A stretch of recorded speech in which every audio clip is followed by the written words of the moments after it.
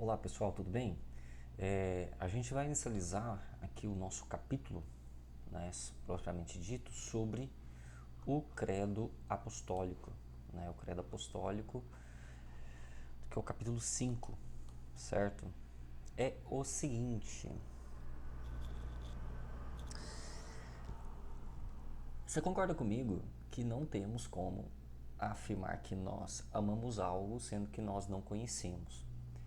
Então, por exemplo, eu falar que eu sou amigo de Ciclano, eu preciso primeiramente conhecer Ciclano e após conhecer, atribuindo ali as qualidades e defeitos dele, eu consigo formar o que a gente chama de uma espécie de juízo temerário, onde a gente consegue definir se Ciclano possui ações boas ou ruins, se eu o amo ou eu o odeio, né? Pois bem, o que acontece? A mesma coisa acontece com o credo, com a fé católica. Você precisa primeiramente aprender sobre, para depois aí sim você ter o poder de decisão de falar assim, eu aceito isso ou eu rejeito isso, tá? Pois bem, devido à falta de estudo, nós somos uma nação anti-conhecimento, nós abominamos o conhecimento. Nós, muito católicos de nós não sabemos qual que é o coração, digamos assim, da fé católica. Qual que é, de fato, aquilo que o resumo daquilo de tudo que você deve crer. E por incrível que pareça, tudo que você deve crer está contido em uma profissão de fé, em um conjunto de afirmações que sintetizam todos os pontos da sua fé e é chamado de credo. O pessoal geralmente chama de creio, mas o nome correto chama credo apostólico ou profissão de fé dos apóstolos.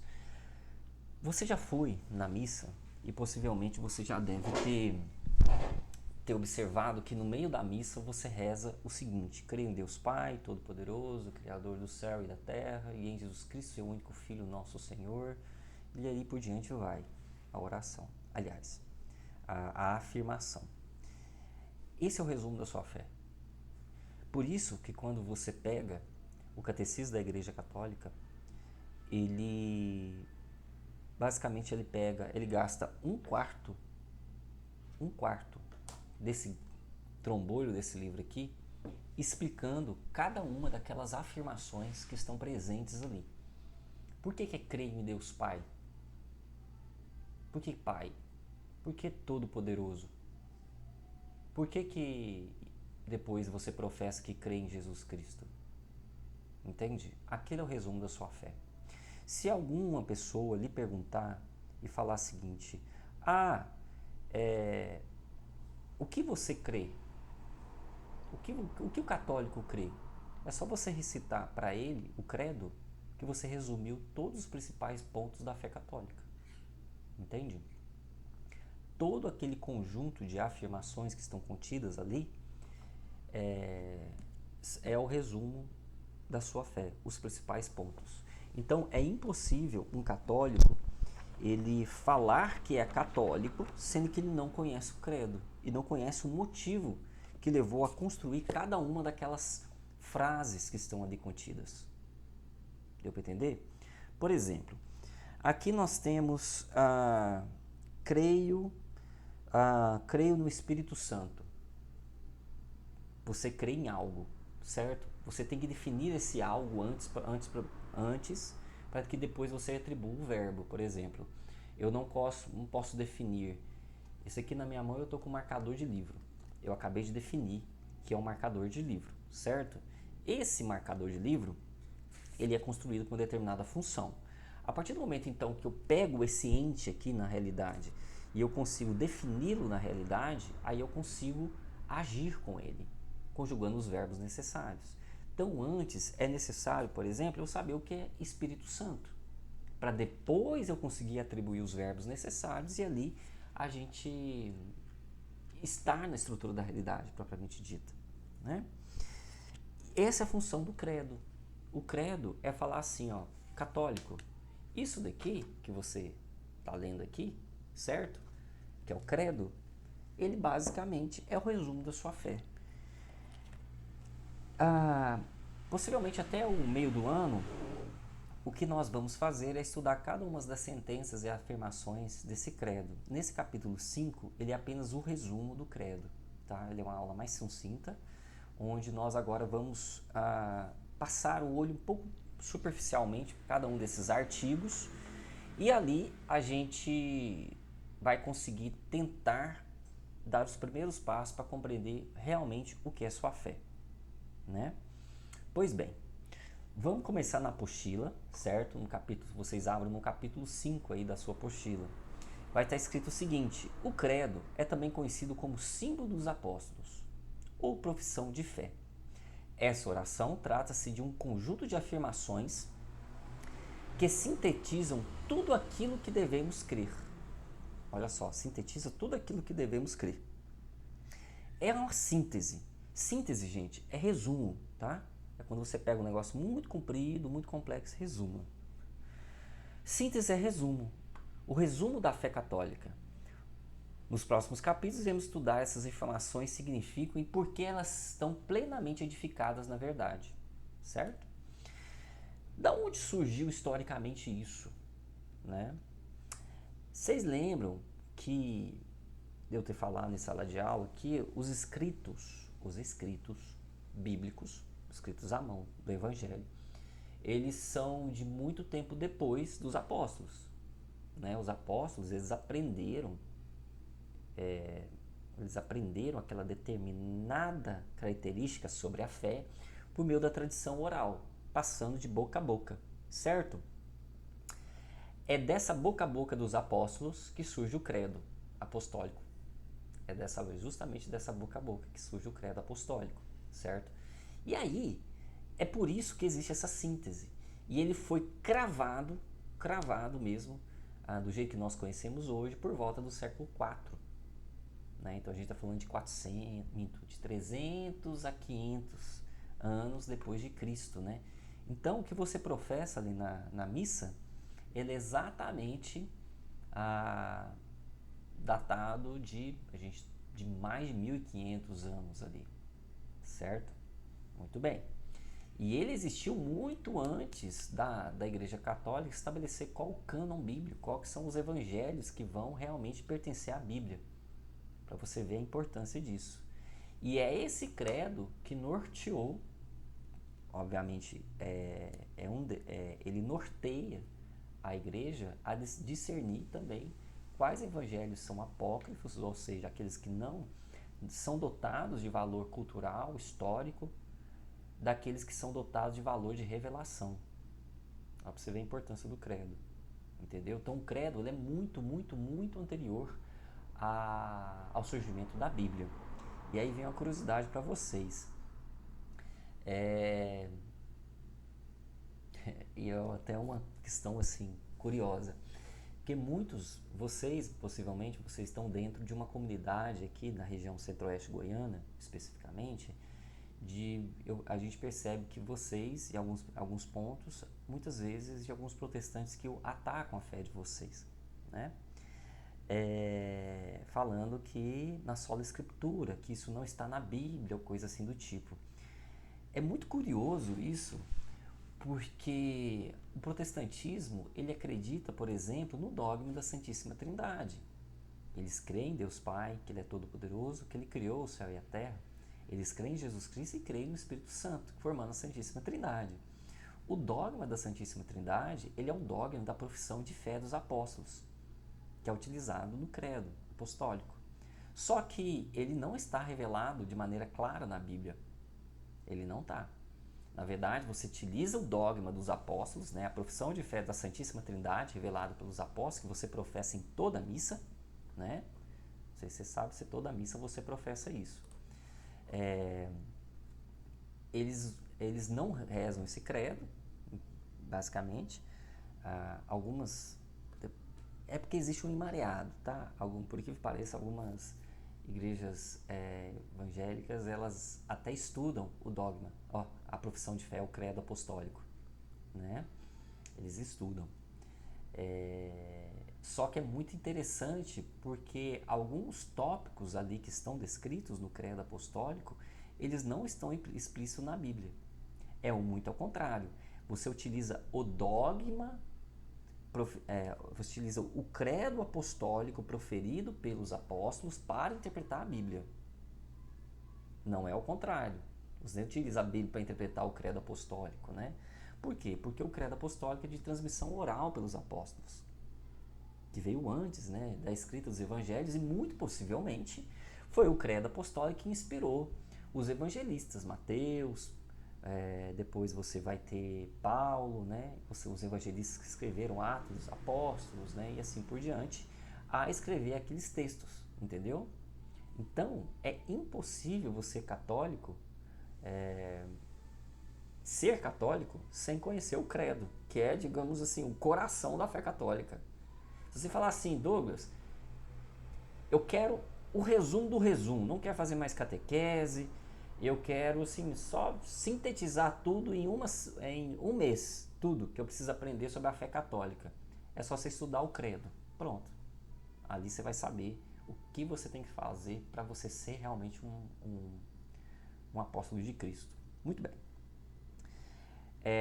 Então, se você der uma olhada muito bem nessa parte aqui da apostila, você observará que nós temos inúmeras imagens aqui ilustrativas sobre cada um dos pilares ali do credo apostólico, né? Mas por que tem essas imagens? Justamente para facilitar a compreensão do homem, né?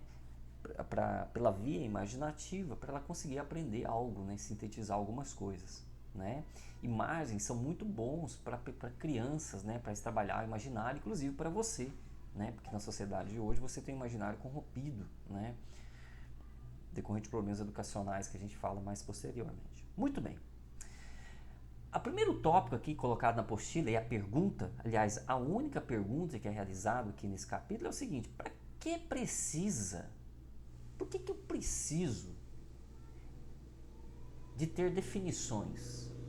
Por que minha fé precisa desses símbolos, dessas definições, dessas afirmações? Na fé, o que está em jogo não são palavras vazias, mas a realidade. Na igreja, cristalizaram-se ao longo dos tempos símbolos de fé.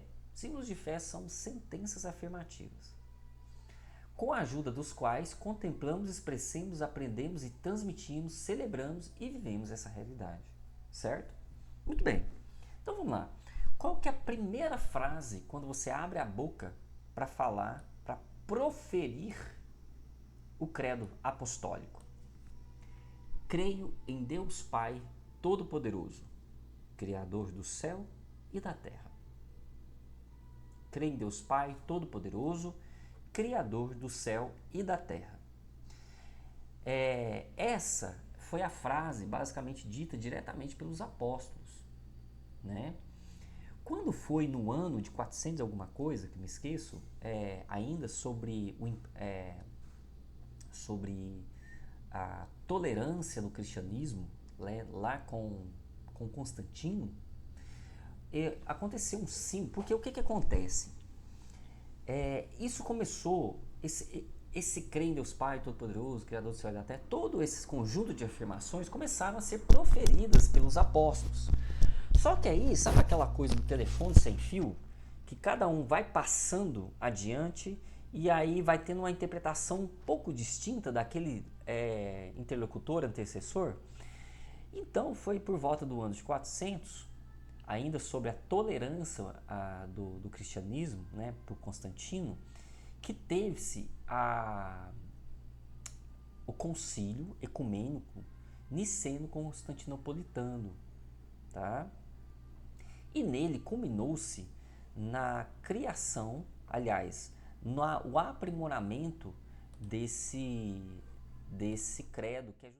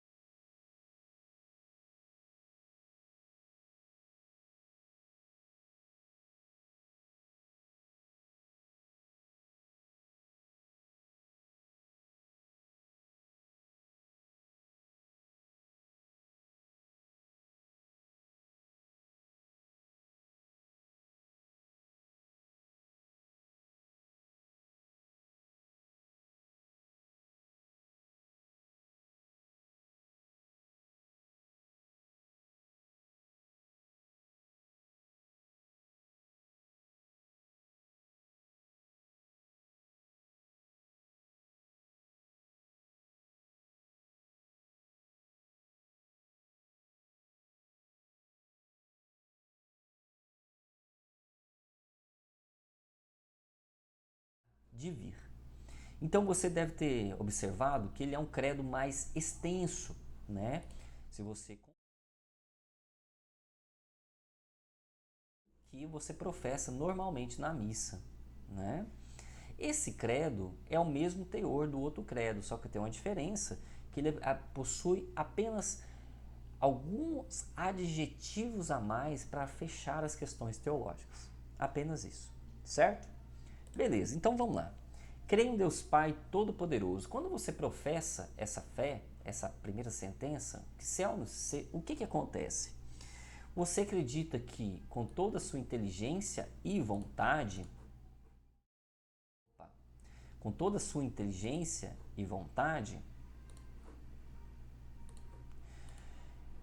que Deus é Pai, que Deus pertence à primeira pessoa da Santíssima Trindade. Olha o dogma da Santíssima Trindade aqui aparecendo a primeira vez. Que Deus é todo-poderoso, onisciente, que Ele é onipotente, que Ele controla tudo e sabe de tudo, que Ele criou todas as coisas, sendo elas visíveis e invisíveis, que Deus criou o ser humano, os anjos, o céu, as criaturas, a terra e toda a estrutura da realidade que você conhece, tá? E que você também não irá conhecer. Aí nessa imagem, se nós observarmos ela com mais cuidado, você observa o símbolo da Santíssima Trindade. Nós temos aqui Deus Pai, certo? Deus Filho e o Deus Espírito Santo. Então, na primeira frase que você professa, está embutido, creio em Deus Pai Todo-Poderoso, Criador do céu e da terra, está embutido o dogma da Santíssima Trindade, certo? Existe uma curiosidade aqui, ó, que é essa imagem de Santo Agostinho e o anjo que apareceu em sonho sobre a forma de menino, né? Onde ele é um estudioso de alto nível, altíssimo nível, uma das maiores mentes que já passou pela face da Terra, onde ele estava tentando entender racionalmente o dogma da Santíssima Trindade. E o anjo aparece ele em sonho dizendo: é mais fácil você colocar toda a água desse oceano dentro desse buraco do que você conseguir entender o dogma da Santíssima Trindade, certo? Bem, a segunda frase que nós professamos, que nós cremos em Jesus Cristo, seu único Filho, nosso Senhor. Cada uma dessas frases, em Jesus Cristo, o que significa Jesus, o que significa Cristo, por que coloca como único Filho, por que a gente fala que Ele é nosso Senhor, certo? Quando você pronuncia essa frase, você acredita com toda a sua inteligência e vontade que Jesus é o único Filho de Deus, não tem outro. Não tem outro enviado. Que nos foi enviado para mostrar o caminho da salvação. Que Jesus é a segunda pessoa da Santíssima Trindade. Que Jesus Cristo foi criado por Deus Pai por via da inteligência. Da inteligência de Deus Pai. Tá? Intelecto, logos. Né? Mas a gente vai ver mais para frente o que significa o logos divino. Que é o verbo. Né? Que Jesus Cristo é o Messias prometido por Deus e o povo de Israel. Que Jesus Cristo é o verdadeiro Deus. Na quarta frase você fala que foi concebido que Jesus Cristo, né, foi concebido pelo poder do Espírito Santo que nasceu da Virgem Maria. Quando você professa essa frase, você acredita com toda a sua inteligência e vontade que o Filho de Deus tomou um corpo e uma alma. Ele encarnou. Ele sai da eternidade e entra, rasga o tempo, se tornando-se um homem de carne. Como que se faz isso? Por meio da encarnação no seio da Virgem Maria. Então você acredita com toda inteligência e vontade que o Filho de Deus tomou um corpo e uma alma, como nós a temos, no seio puríssimo de Maria Santíssima e pelo poder do Espírito Santo. Além disso, você acredita que esse processo ocorreu pelo poder da terceira pessoa da Santíssima Trindade. Quem é a terceira pessoa? O Espírito Santo. Né? Que Maria nasceu virgem, permanece virgem por todo sempre. Né? Que Maria não é uma mulher qualquer e que Maria é a mãe de Deus. Né? É um raciocínio muito simples, lógico, que não está na Bíblia, mas é muito lógico. Se Jesus é Deus, Maria é a mãe de Jesus, logo Maria é a mãe de Deus. É assim que funciona, né? A outra frase é um contexto um pouco mais histórico da vida de Jesus na sua vida pública, né? Quando ele viveu ali por volta a partir dos seus 30, 33 anos de idade. Ele padeceu sobre Pôncio Pilatos, foi morto e foi sepultado. Então, ao pronunciar essa frase, você acredita com toda a sua inteligência e vontade que Jesus Cristo, para redimir o mundo com seu precioso sangue, padeceu sobre Pôncio Pilatos, que era governador da Judéia. É a mesma coisa se tivesse um governador nosso do estado, a mesma coisa, tá? Ele tinha um poder de lei, né? E morreu no madeiro da cruz, no qual descido e depois foi sepultado, certo? Depois dele ter sido morto, dele ter experimentado a morte, ele desceu à mansão dos mortos e ressuscitou ao terceiro dia. É por isso dessa frase aqui, ó. A mansão dos mortos, pessoal, a gente vai estudar mais especificamente, mas é onde estavam as almas daqueles que estavam predestinados à salvação, certo? Que todas as almas daquelas pessoas que vieram antes de Jesus Cristo. Isso é a mansão dos mortos, tá? Por exemplo, suponhamos que tivéssemos muito antes de Jesus ter vindo, né, aqui na Terra, nós tivéssemos almas muito bondosas, muito penitentes, como os profetas, como Elias, por exemplo, Moisés, Abraão, né? Onde estavam essas almas dessas pessoas que vieram antes de Jesus? Na mansão dos mortos, tá? Por isso que ele desce à mansão dos mortos para subir com essas almas ao céu, ok? Então você acredita com toda sua inteligência e vontade que a alma de Jesus, assim que foi separada do corpo, desceu ao limbo, que é justamente essa mansão dos mortos, no terceiro dia, uniu-se em volta ao seu corpo para ele nunca mais se separar. Quando a gente fala corpo, é o corpo de Cristo, né? É a comunhão, o céu em si. Depois que ele ressuscitou, ele ainda apareceu aos apóstolos, né, ainda em terra, e aí ele teve a subida aos céus, a assunção aos céus, né? Essa subida aos céus, e onde ele está sentado à direita de Deus Pai Todo-Poderoso. Por isso que você, profeta, crê em Deus Pai Todo-Poderoso. Subiu aos céus e está sentado à direita de Deus Pai Todo-Poderoso. Quando você professa isso, você acredita que 40 dias após a ressurreição de nosso Senhor Jesus Cristo, 40 dias, se dá no Pentecostes. Por isso que a festa de Pentecostes da Igreja Católica, ela é 40 dias depois da Páscoa, que é a ressurreição de nosso Senhor Jesus Cristo. Tá? 40 dias depois da ressurreição, na presença de seus discípulos, por si mesmo, por alto poder, ele não recebeu isso de alguém, porque ele é o Deus vivo, Deus encarnado, então ele é todo poderoso também, por livre e espontânea querer e ato de vontade própria, ele subiu aos céus. Então ele ascende aos céus, tá? Por si mesmo subiu aos céus, sendo, foi elevado acima de todos os anjos e por todos os santos, e constituído Senhor de todas as coisas. E de lá do céu, Jesus Cristo, Deus Pai e o Espírito Santo, que é um só Deus, três pessoas, eles julgam os vivos e os mortos. Entende? Aí vem uma coisa muito importante. Decorrente um conjunto de ideologias modernas que cegam você, às vezes que me cega, às vezes pequenos comportamentos culturais ou algo assim do tipo, nós estamos numa geração vivendo um tempo onde você professa e vê muitas pessoas professando sobre o Jesus Light, sobre o Deus Light, o cristianismo light. O cristianismo que não tem peso, que não tem julgo. O cristianismo que você vem até a mim e eu aliviarei só os seus fardos. Existe um problema muito grande nessa frase, porque é o seguinte: desde os tempos, desde o início, do início dos tempos até Jesus Cristo, ele nunca falou na vida que você não terá sofrimento e que você não será julgado pelas suas próprias ações.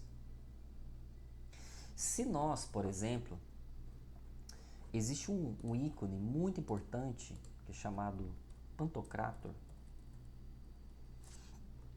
Ele é um ícone.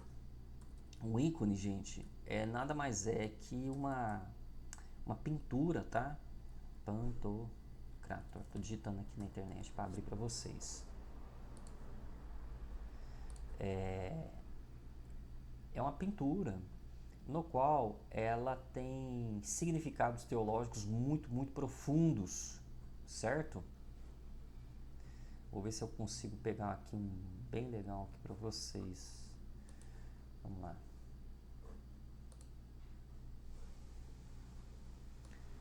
Deixa eu só ver.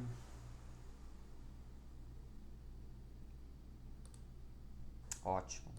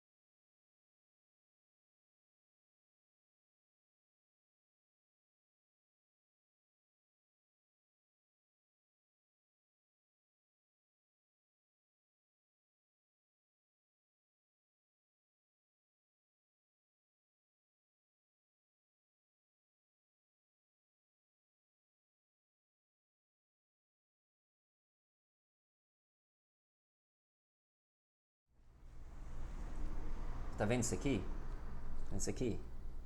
Essa é a lei. Muito bem. Se essa é a lei, que é a estrutura da realidade, nada mais é que a estrutura da realidade. É a mesma coisa de você querer pular de um prédio e não querer sofrer de um prédio de 5 andares, não querer sofrer as consequências da gravidade. Essa é a lei da realidade. Essa é a lei da realidade. Ok? Se essa é a lei da realidade, você concorda comigo que tem uma consequência? Você precisa obedecer isso.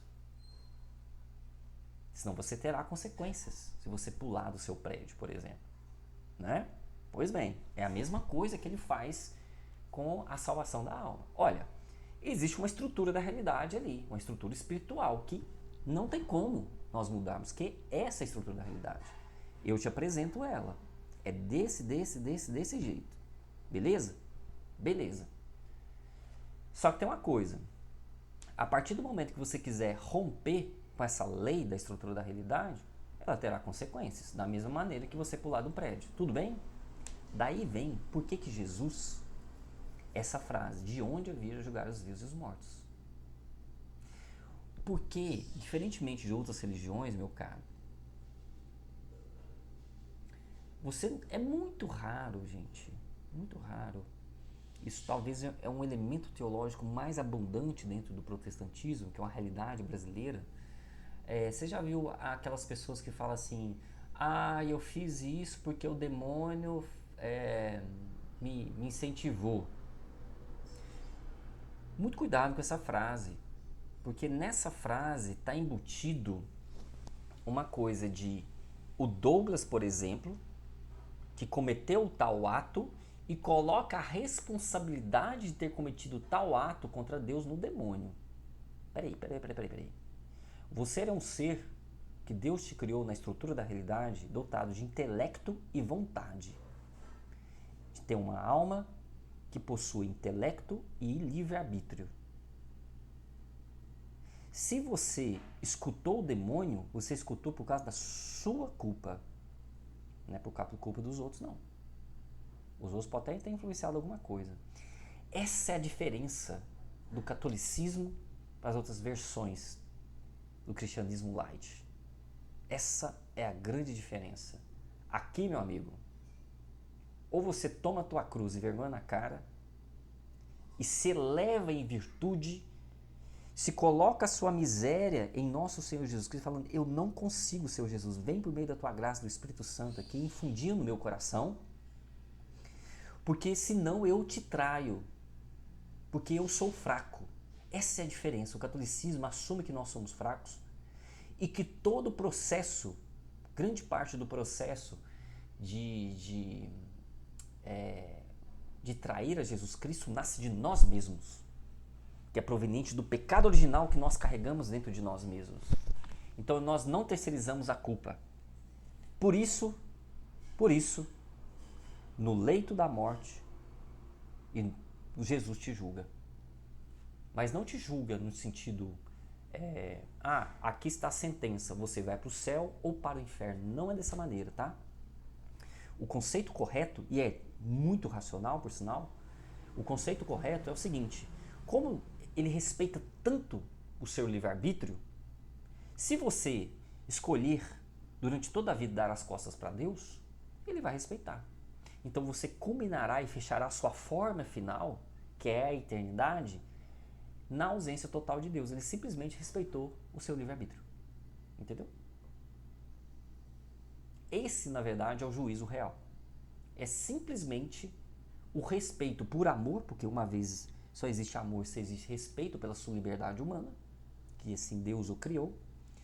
Como ele o respeita, se você quiser levar até o final toda a sua ignorância a respeito da fé, toda a sua ignorância a respeito de si mesmo, todos os seus conjuntos de vícios e pecados, ele vai respeitar, meu caro.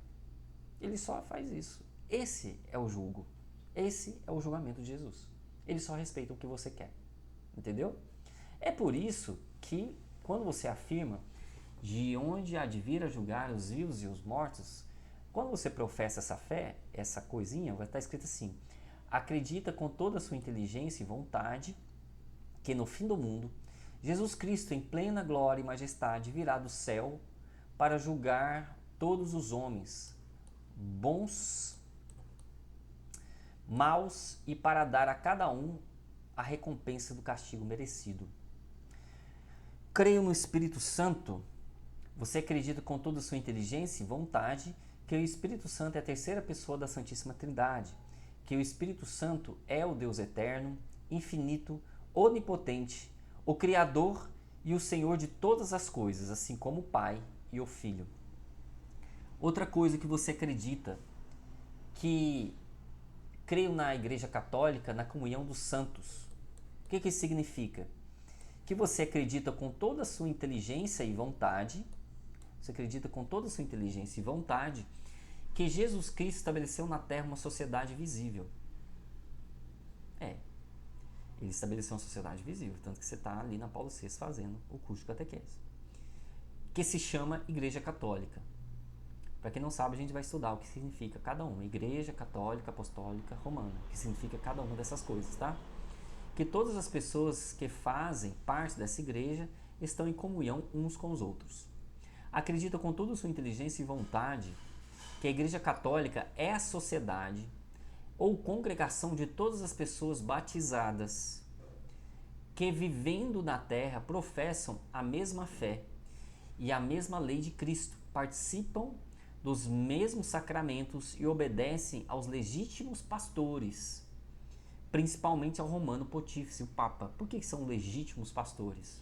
Porque vem da tradição apostólica, ok? Curiosidade para vocês, isso é muito interessante.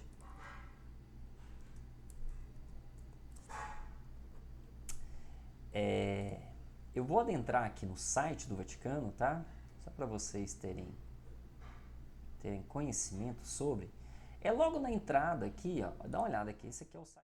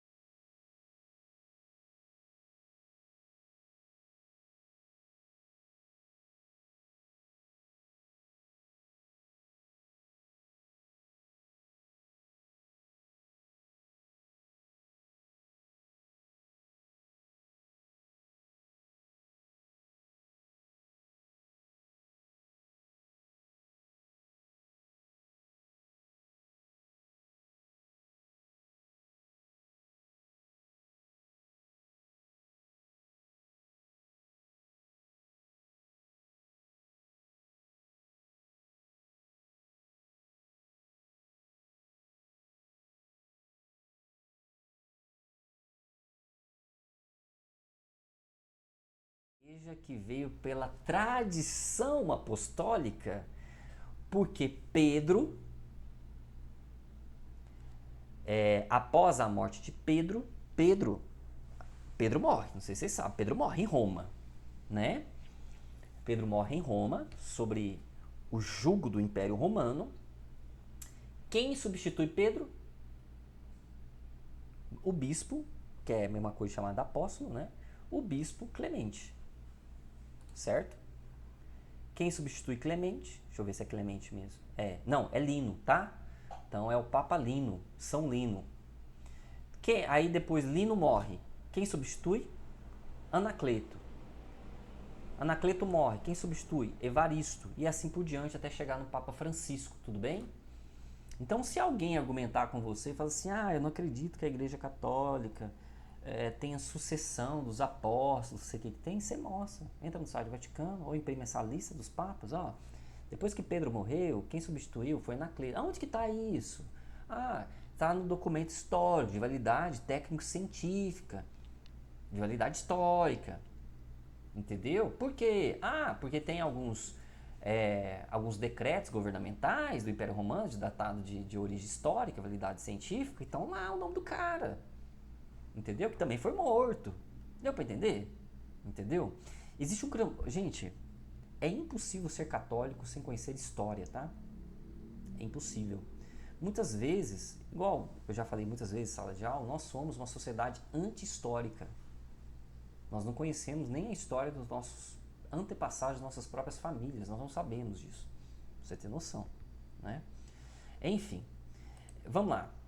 Quando você professa, então, assim, que você crê na Igreja Católica, na comunhão dos santos, você acredita com toda a sua inteligência e vontade que a Igreja Católica é sociedade de congregação de todas as pessoas batizadas que, vivendo na terra, professam a mesma fé, participam dos mesmos sacramentos e obedecem os legítimos pastores. Eu mostrei aquela linha histórica dos papas justamente por causa dos legítimos pastores, principalmente ao Romano Pontífice. Acredita com toda a sua inteligência e vontade que a igreja, pela íntima união que existe com todos os seus membros, são comuns os bens espirituais, assim interiores como exteriores que lhe pertencem. Creio na comunhão dos santos, né, quando a gente fala isso. Você acredita com toda a sua inteligência e vontade que aqueles que não participam da comunhão dos santos são aqueles que estão no inferno. São, na outra vida, os condenados. É aquela coisa, Jesus respeitou o seu livre-arbítrio, certo? E aqueles que estão fora da verdadeira igreja. Outra coisa que você professa, você crê na remissão dos pecados. Você acredita com toda a sua inteligência e vontade que a igreja, que a sua igreja tem o poder de perdoar os pecados por meio dos sacerdotes que agem in persona Christi, na pessoa de Cristo. Tá? Ao pronunciar essa sentença, no qual você crê na ressurreição da carne, o que você está acreditando? Dá uma olhada nessa imagem aqui, ó. Muitíssimo interessante essa imagem, gente. Ela é dotada de muito cunho aqui, ó, teológico.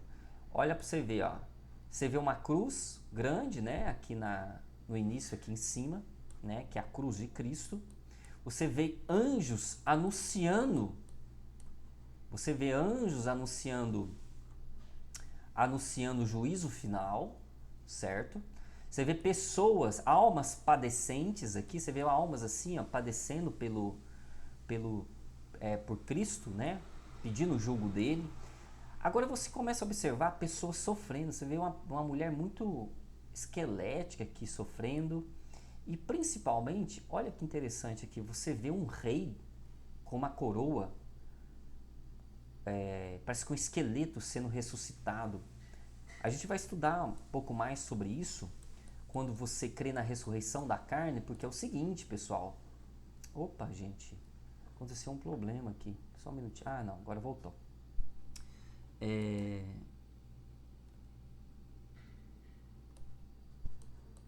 aqui, ó. Aqui você tem a cruz, certo? Como eu tinha falado. Aqui você vê os anjos anunciando. Aqui você vê pessoas têm uma vida de santidade reta. Você vê que são pessoas, tá vendo? Que tem uma areola aqui de santidade, indicando a santidade. Agora você observa, por exemplo, essa mulher aqui, raquítica. Olha o desespero desse daqui que tá até com a mão na cabeça, tá vendo?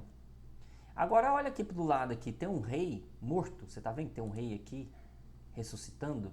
Pois é, pessoas. É o seguinte, quando você professa, creio na ressurreição da carne, você professa que haverá um juízo final em que no fim dos tempos, a sua carne, do jeito que é hoje, ela será ressuscitada. E você sofrerá na carne todas as consequências da sua vida.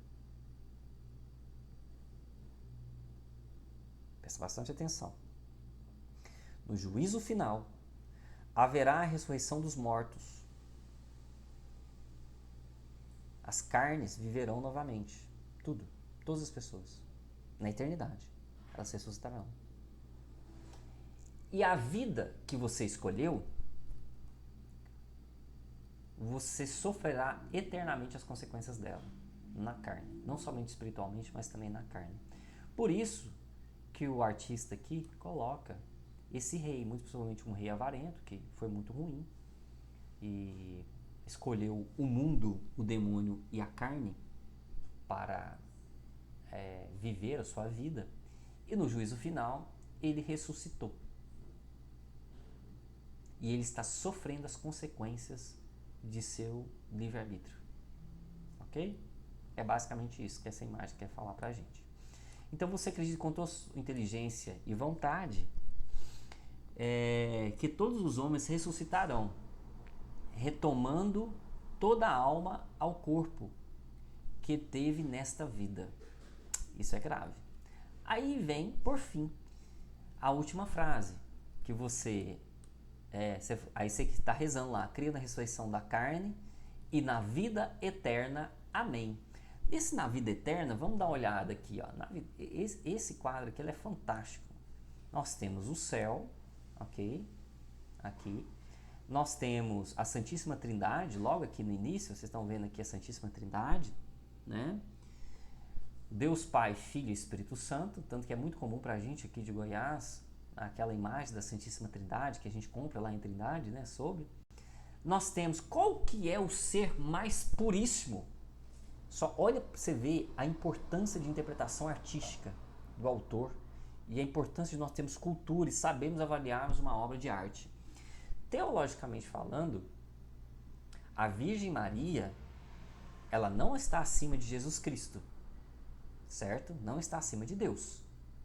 Mas nós a veneramos como a criatura mais puríssima humana que já passou na Terra. Então você concorda comigo que quando eu for desenhar um quadro, eu não posso desenhar o quadro Maria Santíssima no mesmo nível de Jesus Cristo ou acima de Jesus Cristo. Não posso. Aí o que o autor fez? Ele pegou Nossa Senhora e colocou abaixo de Jesus Cristo, tá vendo? Ó? Certo? Abaixo de Nossa Senhora nós temos quem? Olha aqui, ó. Nossa, isso aqui é São José, gente, ó. Essa imagem aqui dessa pessoa aqui não tá nítida, mas está São José. Olha aqui, ó, João Batista, certo? Tá vendo? E depois você tem a comunhão dos santos. Deu para entender? Isso daqui é o céu, representado em imagem, né? Agora, essa imagem aqui é sensacional. Essa imagem é do inferno. Você pode ver que no meio dessa imagem nós temos Lúcifer, tem um relógio com um único ponteiro. Esse ponteiro, nessa imagem, ela está escrita assim, eternidade. É um ponteiro da eternidade. Ou seja, o sofrimento que você colhe na eternidade, ele não passa, ele fica lá. Sempre, sempre, sempre, sempre. É interessante que você vê algumas situações dentro dessa imagem aqui. Ó. Vamos dar uma olhada? Você vê pessoas de muito sofrimento. Aqui está um pouco desnítido, pessoal. Eu vou ver se eu consigo essa imagem um pouco mais nítida para mostrar para vocês. Só um minutinho. Ela tem um conjunto de significados assim muito, muito, muito grande. Vamos lá. Só um minuto, tá? Eu preciso tentar achar onde que eu estou com essa imagem, uma melhor definição aqui.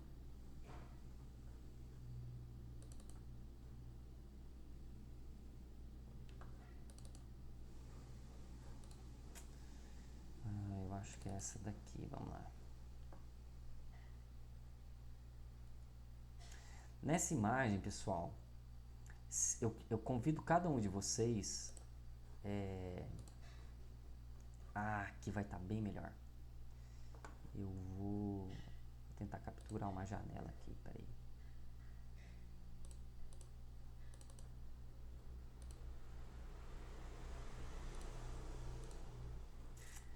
Muito bom.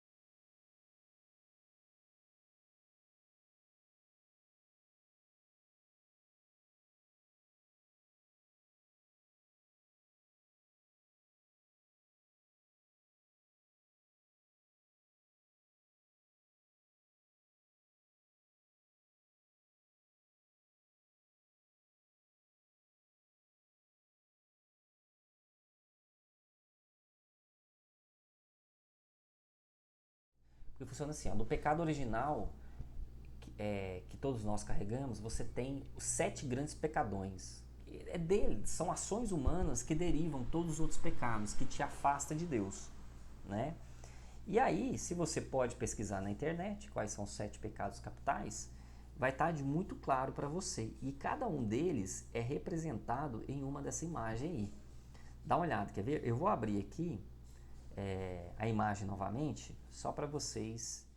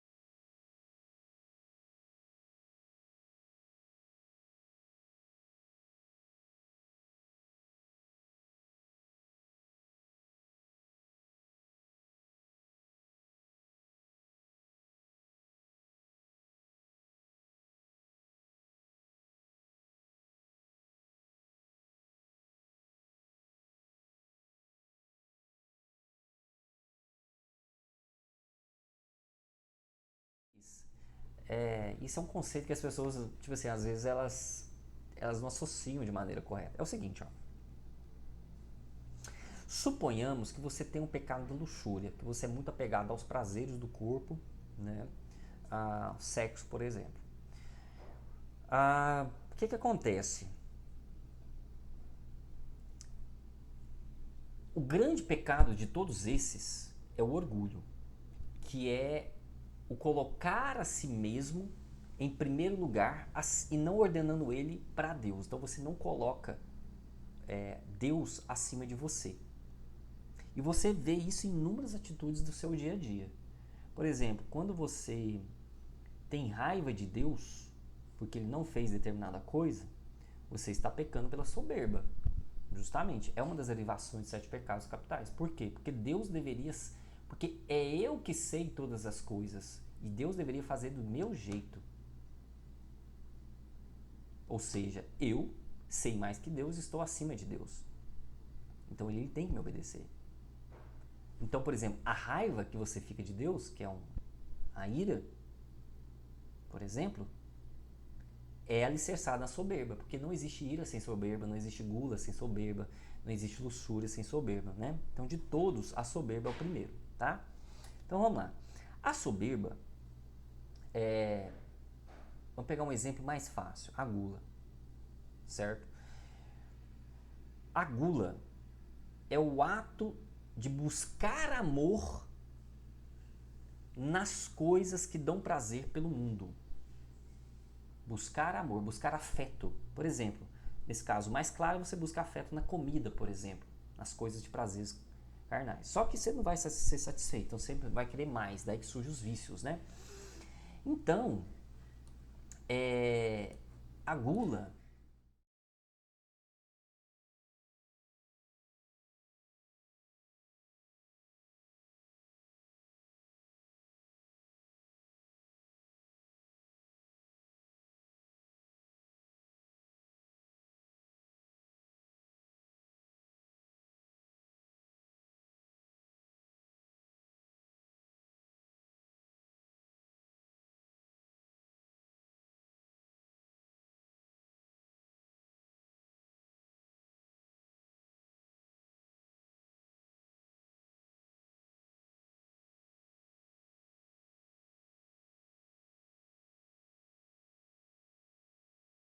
Você carrega esse vício para a eternidade.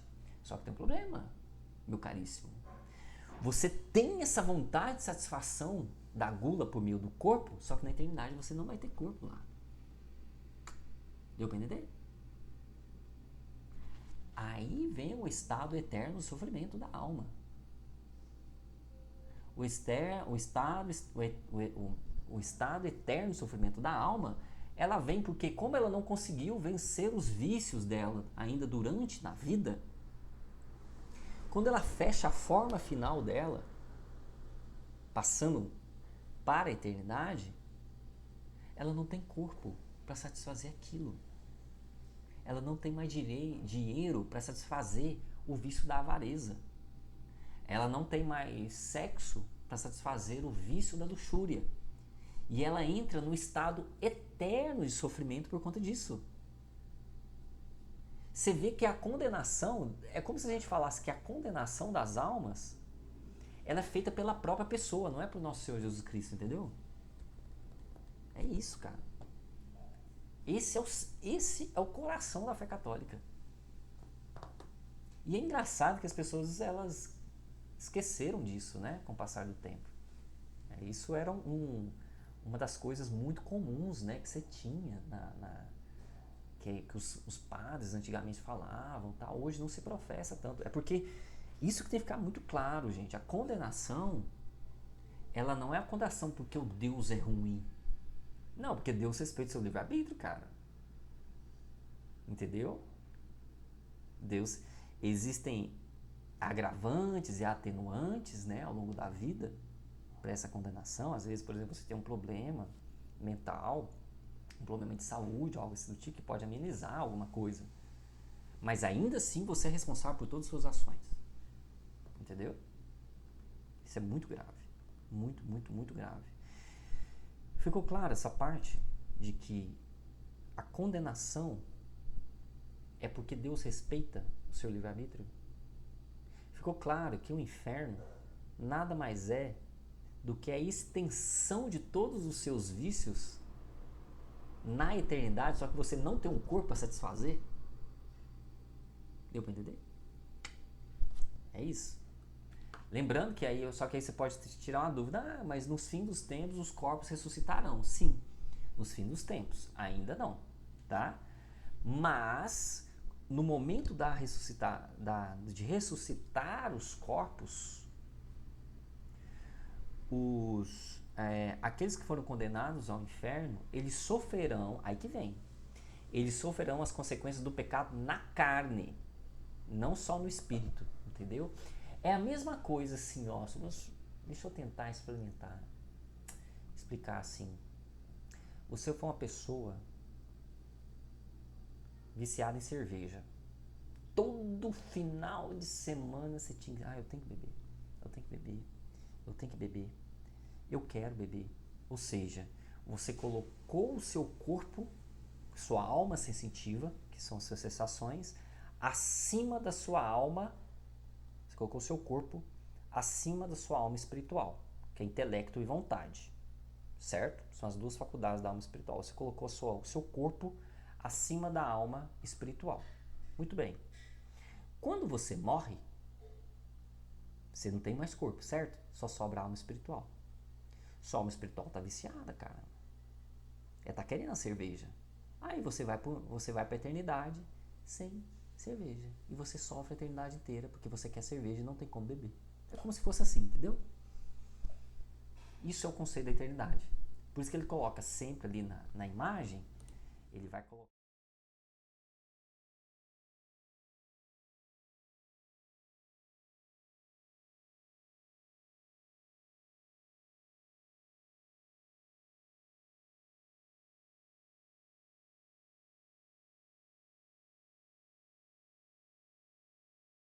Então, essa é a última frase do credo apostólico. Então, se nós formos professar o credo apostólico, deixa eu só ver onde que... tá aqui. O credo apostólico, ele é basicamente isso, né? Esse conjunto aqui de 12 afirmações, né? Aqui, ó, de 12 afirmações, certo? Essas 12 afirmações, elas sintetizam, então, o símbolo da nossa fé. Ela é basicamente o coração da nossa fé. Certo, pessoal? Bem, não esqueçam de fazer o exercício. É um exercício super simples, apenas de 4 questões, onde você vai... São 4 questões muito simples, onde você vai escrever o credo comum e o credo constantinopolitano. Você vai referir algumas afirmações aqui que são colocadas e depois uma questãozinha de falso ou verdadeiro, certo? Aliás, ou falso e verdadeiro, ou apenas de marcar aquela que está correta, porque aí dependendo como é que chama? Dos recursos que o Google Forms, né, que é o Google Formulário, dá pra gente, às vezes não tem jeito de fazer a questão de verdadeiro ou falso, mas tem como, por exemplo, marcar somente as corretas, ou marcar apenas a falsa, não sei. Tudo bem? Pessoal, muitíssimo obrigado. Essa aula é uma aula que antecede, né, até nós retornarmos dia 25 com as nossas aulas presenciais, ok? Muitíssimo obrigado, Deus abençoe. Até mais.